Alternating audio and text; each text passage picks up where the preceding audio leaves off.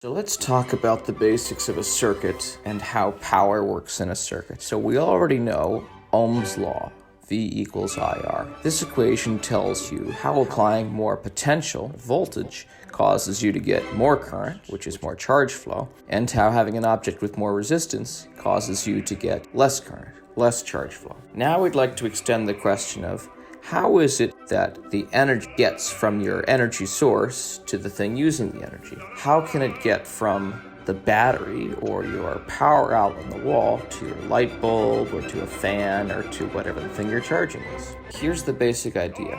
We know that we've been giving energy to the electrons which are moving through the wires in the circuit. How is it that those electrons can get energy and deliver them to the thing that you want to have energy, which is your light bulb or your fan or wherever you're trying to power? The idea is the electrons come out of the battery, they get pushed up to a certain amount of energy. So the battery does work on those charges, pushes them to a higher energy, like a springboard. And then what happens is that higher energy electron goes through the device you're trying to power. Somehow the electron is forced to give up some of its energy, and that energy goes into the device that you're trying to power. So let's try to put that in equation form. We know that power is the amount of work per time. So work, we already know, is the energy given to each of our electrons. But let's put this in terms of the potential.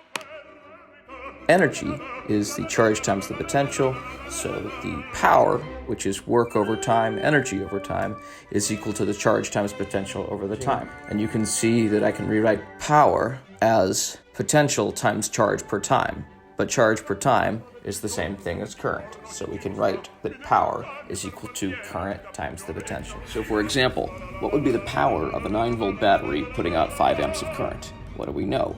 We know the potential is 9 volts, we know that the current is 5 amps, and we want the power. So we just use the equation, power equals IV. So that's just going to give me 5 amps times 9 volts, which gives me 45 amp volts. Of course, an amp is a coulomb per second, so I can write this as 45 coulomb volts per second.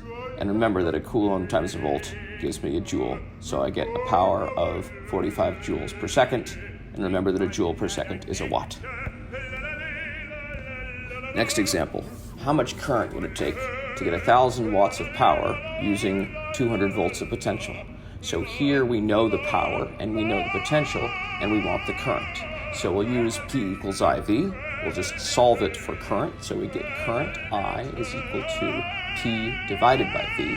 So that's just 1,000 divided by 200. So you get 5 watts per volt.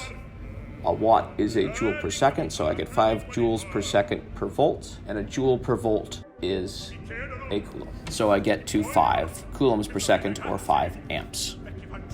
Of course, sometimes in life, you want to calculate the power of a resistor, but you don't have the current.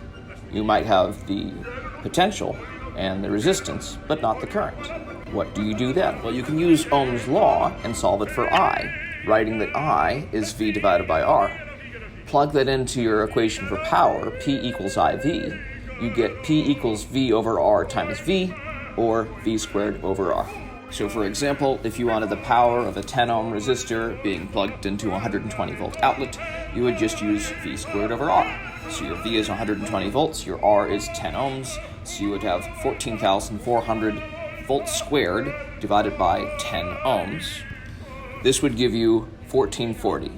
And if you're willing to sit down and do the heavy lifting of working out the units, you do get to something that is units of power. You do get to joules per second, which is watts. So your answer is 1440 watts. So that's all well and good. But what about if you know the current and you know the resistance, but you're not given V? This often happens when you're doing a calculation involving power along some transmission lines or something. In that case, you can just solve for V using Ohm's Law again. So V equals IR. So the power equation, P equals IV. Get rid of V, P equals I times IR. So power equals I squared R. So for example, the power of a 10 ohm resistor using 12 amps would be 12 amps squared times that 10 ohms. So you would get 144 times 10. So again, you would get, surprise, surprise, 1440, and then if you're willing to do the heavy lifting of working out the units, you would get joules per second, or watts, again.